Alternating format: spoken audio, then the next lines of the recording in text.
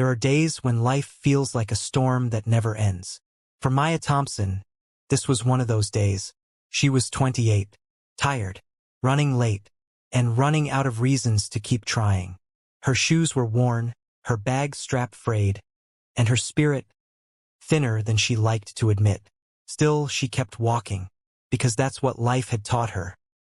You keep moving, even when everything inside you wants to stop. She worked 2 jobs, one at a small cafe near the train station, and another cleaning offices at night. Her dream had once been to become a writer, but dreams didn't pay rent. That morning, the city was cruel. The sun burned too bright, the noise too loud, the people too fast. Maya clutched a paper cup of coffee in one hand and a folder of resumes in the other. She was hoping to get a 3rd job, because sometimes survival takes more than pride can bear. She turned a corner and collided with someone hard enough to spill everything. The coffee splashed across her blouse. Her papers scattered like frightened birds. "Oh my God, I'm so sorry," a voice said. She knelt, trying to gather her things, but her hands were shaking. "It's fine," she muttered, even though her voice cracked. The man crouched beside her. His suit, clean, sharp, expensive, looked like it belonged in a magazine. He picked up a sheet and frowned at the coffee stains. "Let me help," he said softly. She looked up for the first time, and for a moment the world stopped. He had the kind of face people remembered, not just because he was handsome, but because there was something in his eyes. A calm, a weight, a story of his own. Maya quickly looked away. "You don't have to. I insist," he said, offering her a tissue from his pocket. "At least let me buy you another coffee." She shook her head. "It's fine, really. You've done enough damage for one morning." A smile flickered across his lips, gentle, almost teasing. "Well then," he said, "at least let me make it up to you properly." She sighed, realizing he wasn't going to leave until she said yes. "Fine," she said finally, "but only if you promise to stop looking so guilty." He laughed. "Deal." They walked to the cafe she worked at. She didn't tell him that, of course. He ordered 2 cappuccinos, one with extra foam, just like hers. Then he looked at her with that quiet curiosity of people who don't often meet equals. "I'm Ethan," he said. "Ethan Blake." She hesitated before replying. "Maya." He nodded. "Nice to meet you, Maya, who survived my clumsiness." She smiled despite herself. And in that moment, in a city of millions, something small and invisible began to shift. For the next few minutes, they talked like strangers who had accidentally stumbled into familiarity. He asked what she did, and she gave vague answers. She wasn't about to tell a man in a designer suit that she scrubbed floors for a living. He didn't press. Instead, he told her he worked in real estate, which was technically true, though not nearly the whole truth. When their coffees were finished, Maya thanked him and stood to leave. Ethan reached into his jacket and handed her a card. "If you ever spill anything else on yourself," he said lightly, "call me. I might owe you dry cleaning money." She took it mostly to be polite. Then she turned and walked away, not realizing she just met the man who would change everything. That evening, after a long shift wiping tables and sweeping floors, Maya found the card in her bag. Ethan Blake. Blake Development Group. She recognized the name. It was all over the news. A billionaire, of course. She laughed bitterly. "Figures," she said to herself. "A man like that doesn't trip over people like me." She dropped the card on her counter and went to bed. But life, as she would soon learn, had other plans. The next morning, she was late again. The bus broke down halfway to work. By the time she got to the cafe, her boss was already yelling. "Maya, you're on thin ice." "I'm sorry," she said quickly, tying her apron. "It won't happen again." "See that it doesn't," he barked, walking away. She took a deep breath, forcing herself not to cry. As she wiped the counter, she glanced toward the door and froze. There he was, Ethan Blake, the same man from yesterday, only this time he was smiling and holding 2 cups of coffee. "You again," she said under her breath. He walked up to the counter. "You work here?" "Not for long if my boss sees me talking." she whispered. He leaned in slightly. Then I'll make it quick. I owe you breakfast. You don't owe me anything, she said. You already replaced my coffee. He smiled. That was just step one. She tried to stay serious, but it was no use. You really don't give up, do you?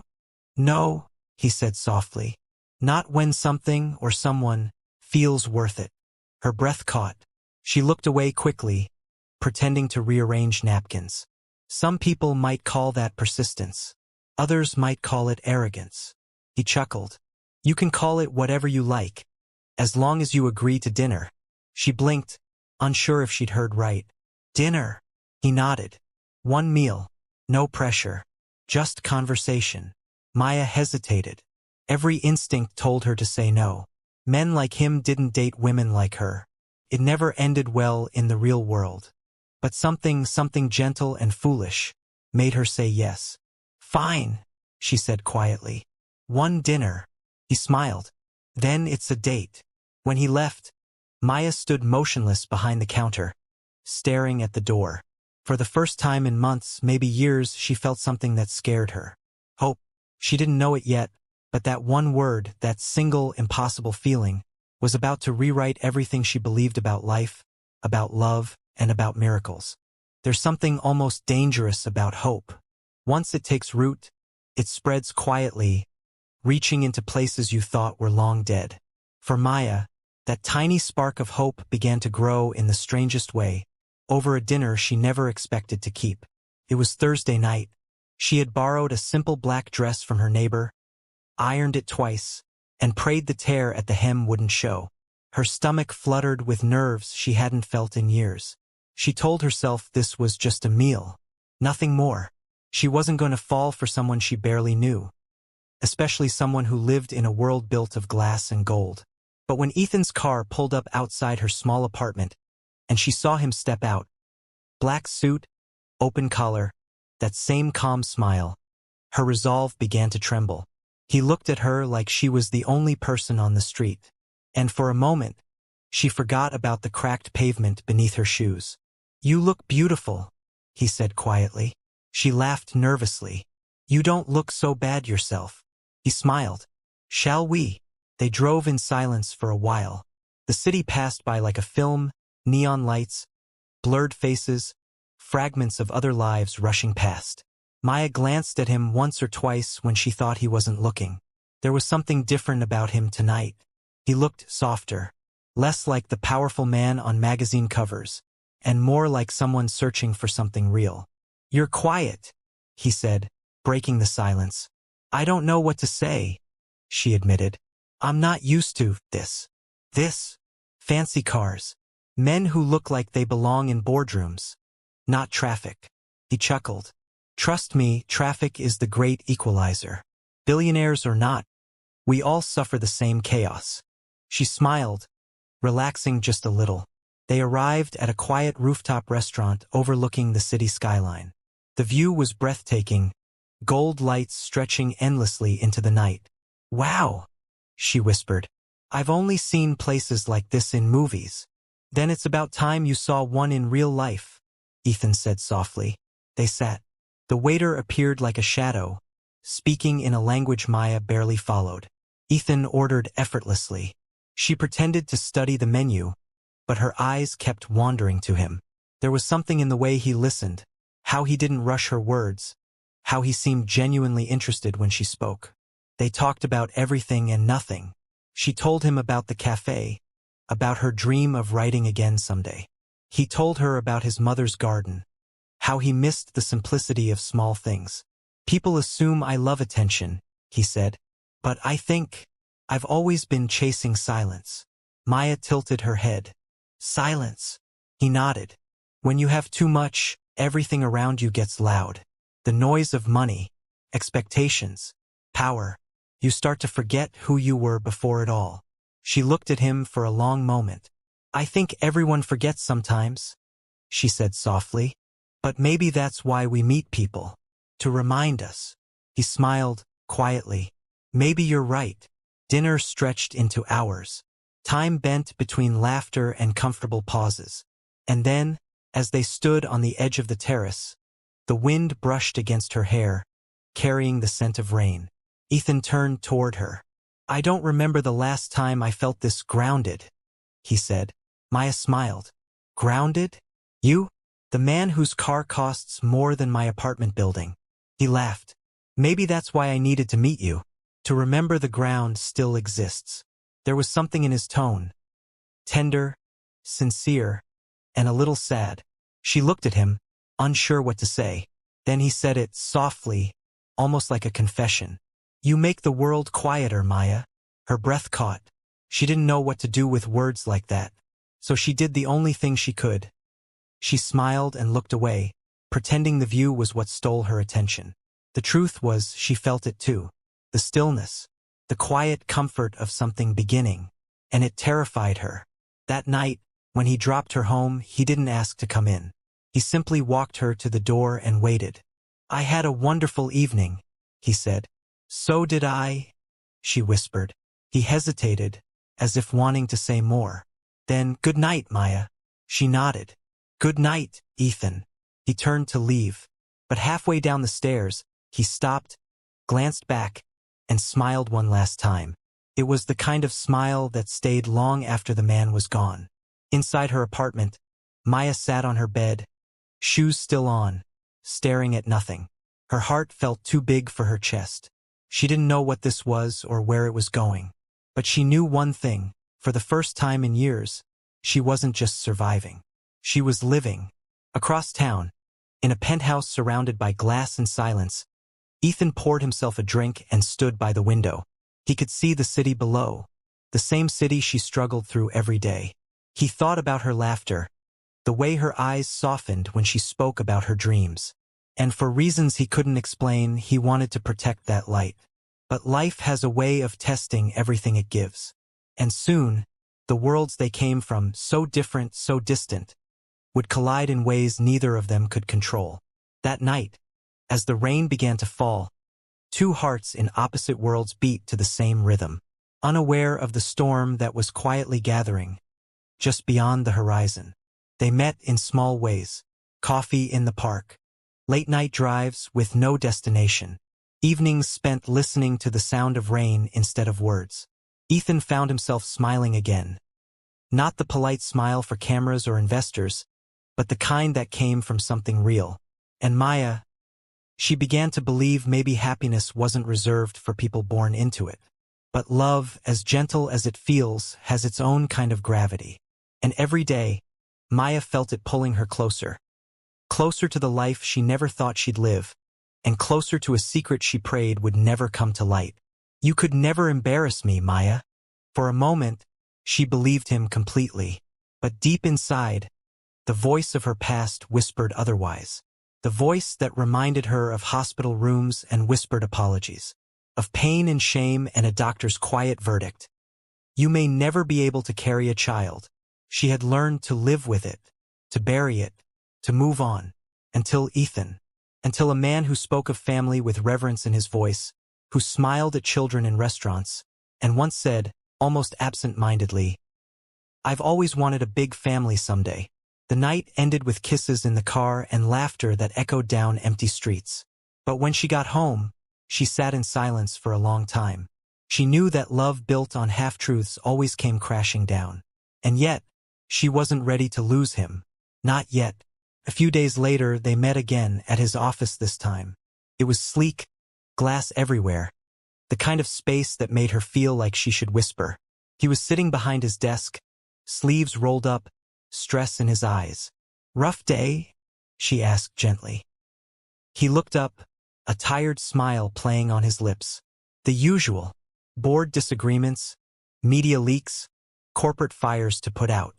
She walked closer, placed her hand on his shoulder. "Even billionaires need a break." He looked up at her then, really looked. "Stay," he said quietly. "Just stay a while." She did. And in that still office filled with city light, time seemed to slow down again. They didn't need words. Her presence calmed him. His steadiness gave her peace. But even peace can't quiet a secret forever. That weekend, Ethan invited her to meet his mother. Maya hesitated, panic flickering behind her eyes. "Isn't that too soon?" she asked. Ethan smiled. "She's been asking to meet you. And trust me, she's not as terrifying as the papers make her sound." He meant it as reassurance. But for Maya it felt like a test, because parents always asked questions. And one question, one simple question, could shatter everything she had built. Ethan's mother, Victoria Blake, was elegance in motion, graceful, polite, but with eyes that saw everything.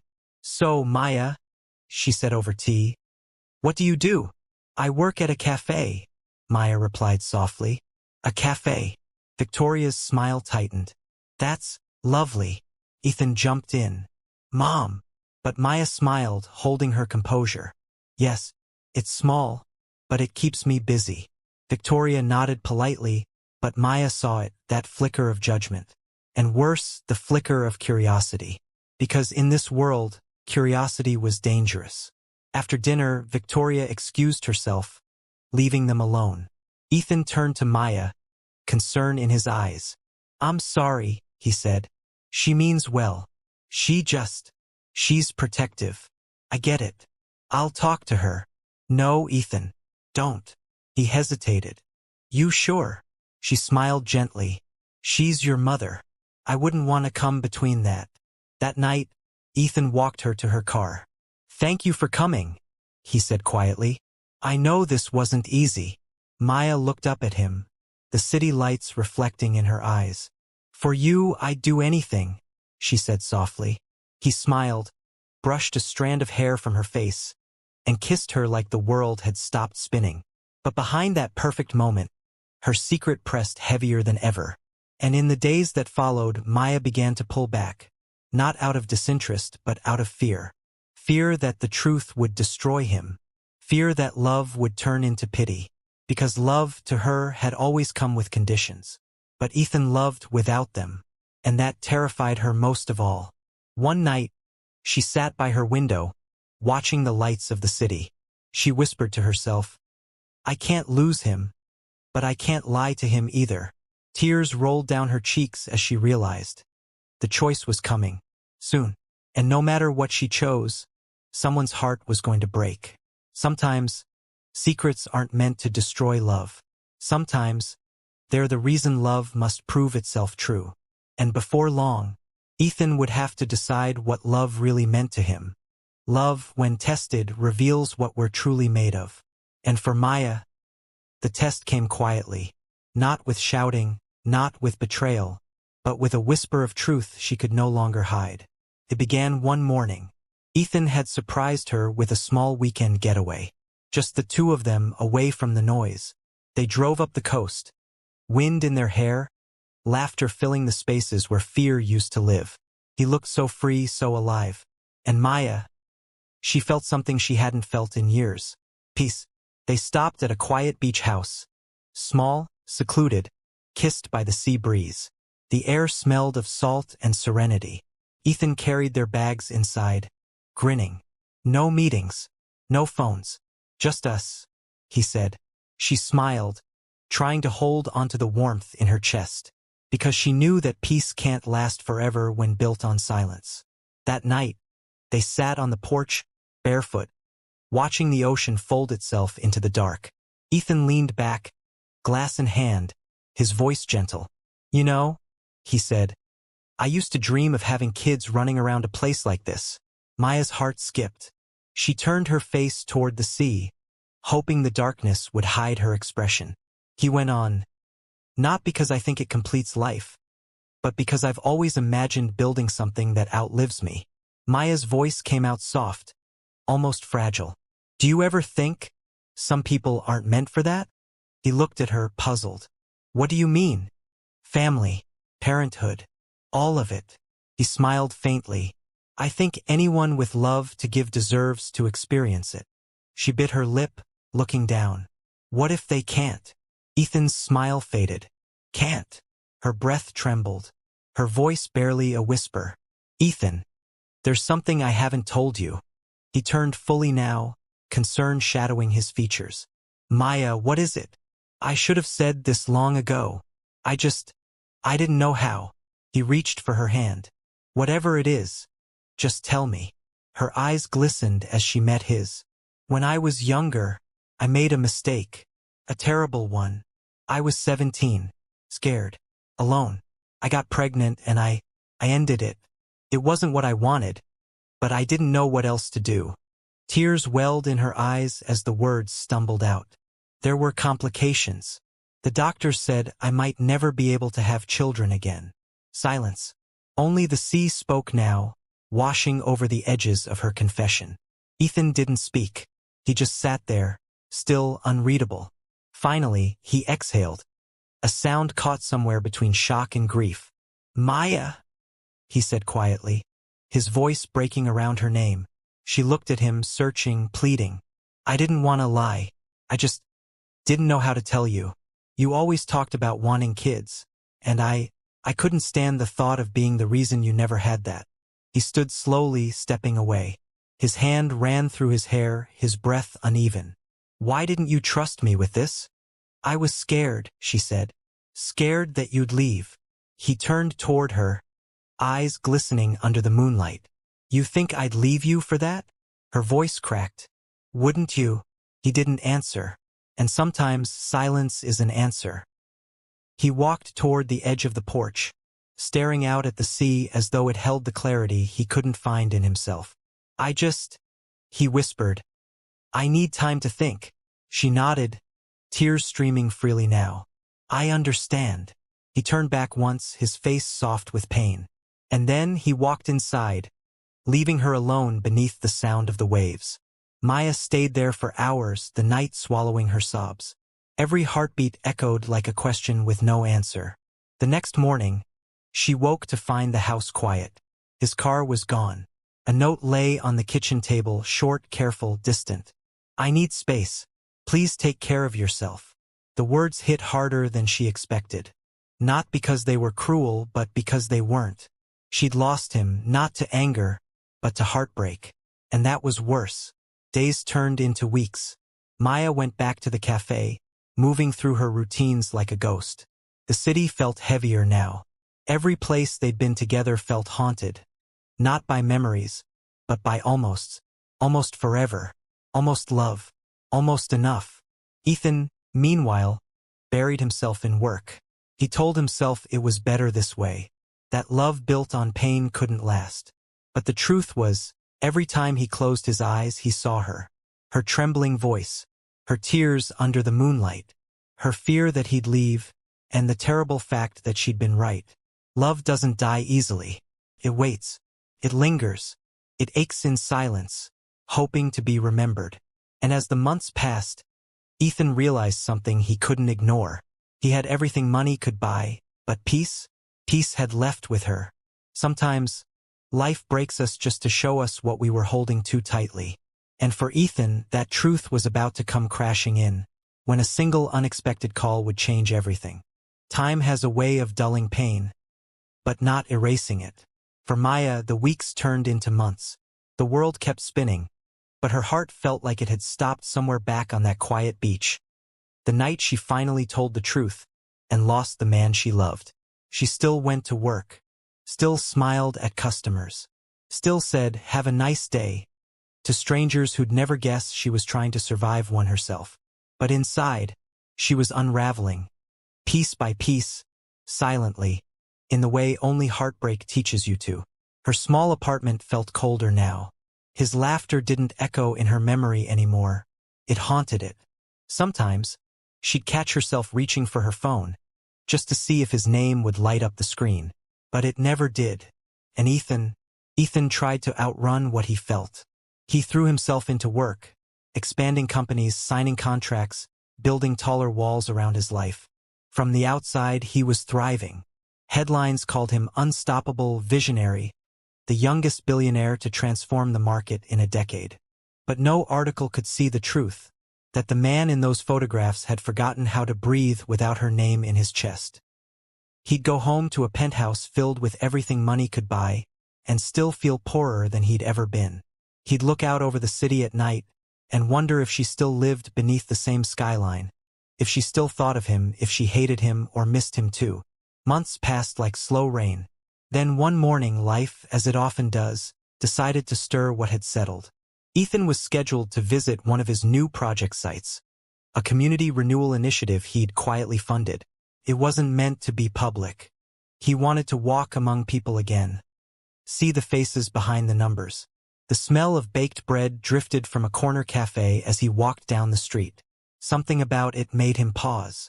He turned, and there she was, Maya, hair tied up, apron dusted with flour, handing coffee to a customer with that same small, tired smile. For a moment, the world narrowed. The noise faded. The air stilled. He couldn't move, couldn't breathe. She looked up, and their eyes met. Time stopped. Neither spoke. The years between them hung heavy in the air. And then, quietly, she turned to the barista beside her and whispered, "Cover me for a minute." She stepped outside. He followed. The street was busy, but somehow they stood in the middle of it, alone. Maya spoke first. "I didn't think I'd ever see you again." Ethan's voice was low, rough. "I wasn't sure I deserved to." Silence. The kind that says everything words can't. She folded her arms, looking down at her shoes. "I tried to hate you," she said softly. "I really did." He looked at her, guilt in his eyes. "You had every reason to." Her lips trembled, but she smiled faintly. "And I failed miserably." Something inside him broke at those words. "I thought leaving was the right thing," he said quietly. "I told myself I was giving you peace. But all I gave us was pain." Maya's voice quivered.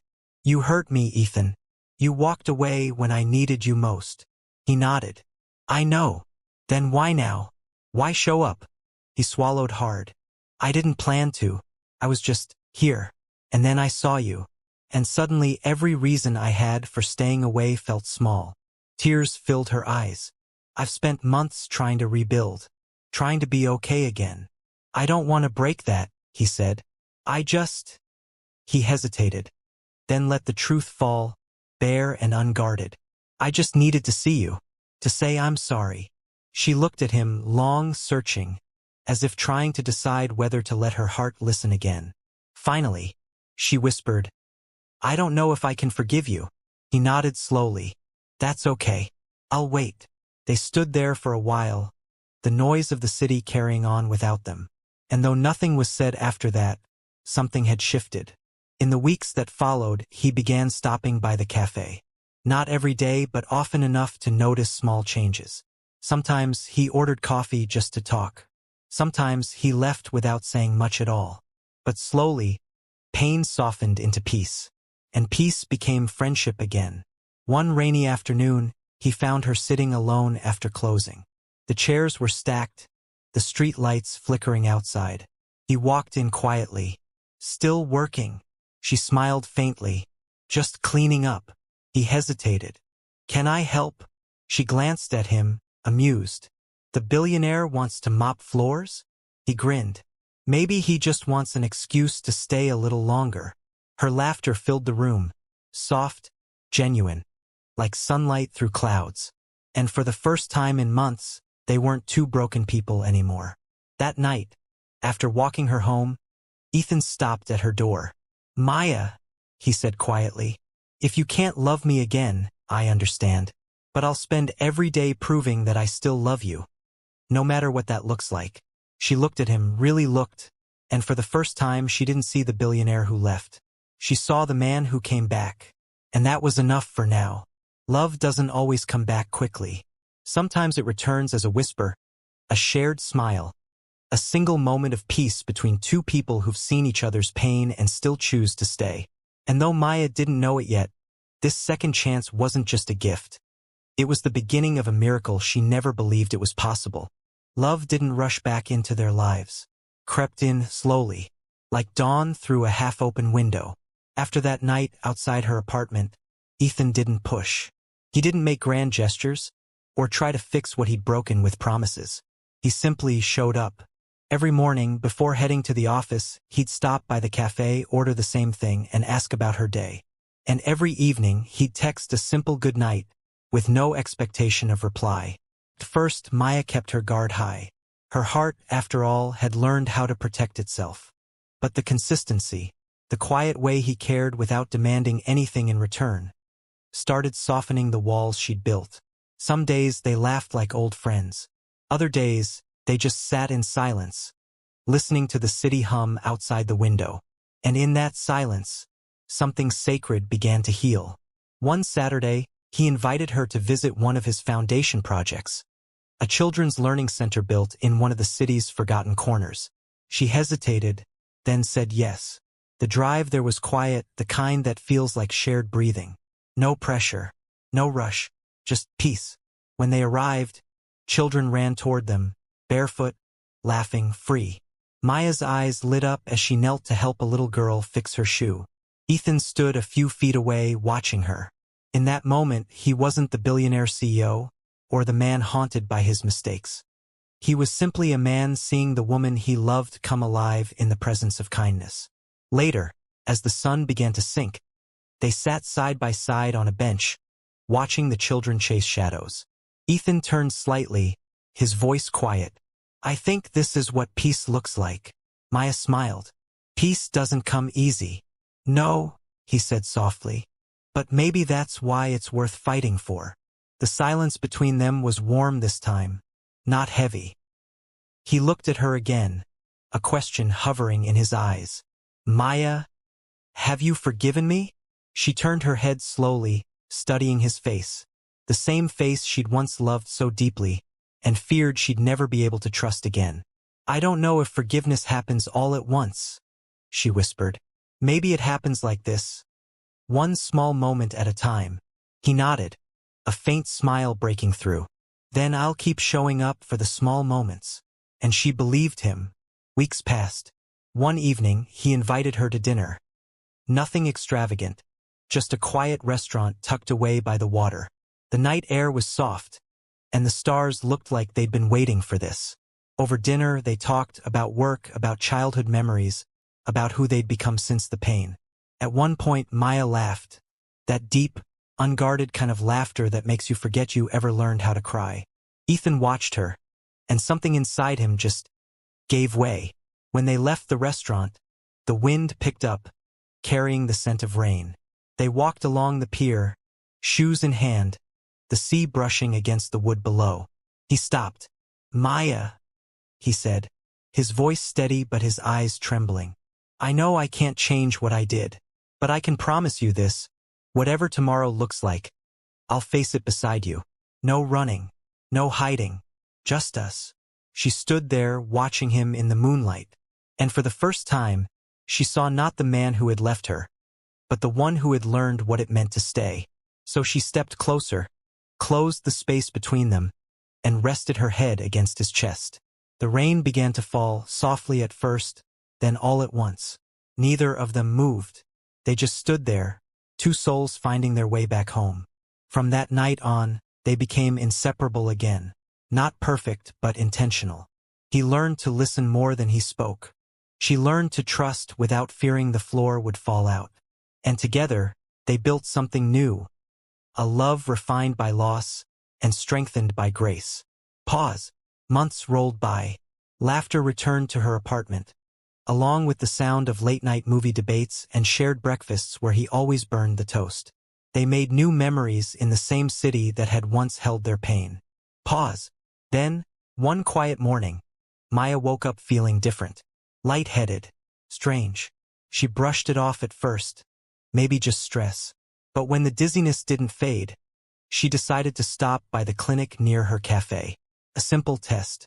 A few quiet minutes. And then the nurse's smile. "Congratulations," she said softly. "You're pregnant." Pause, silence. The words hung in the air like a melody she couldn't quite believe. Her heart raced. Her hands trembled. Tears filled her eyes before she even realized she was crying. After everything, after heartbreak, loss, and the years of believing it was impossible, here it was. A new heartbeat. Pause. Faint piano returns. She drove home in a daze, hands shaking on the steering wheel. When Ethan arrived that evening, she was sitting on the couch, holding the small white test in her palm. He froze at the sight of her tears. "Maya, what's wrong?"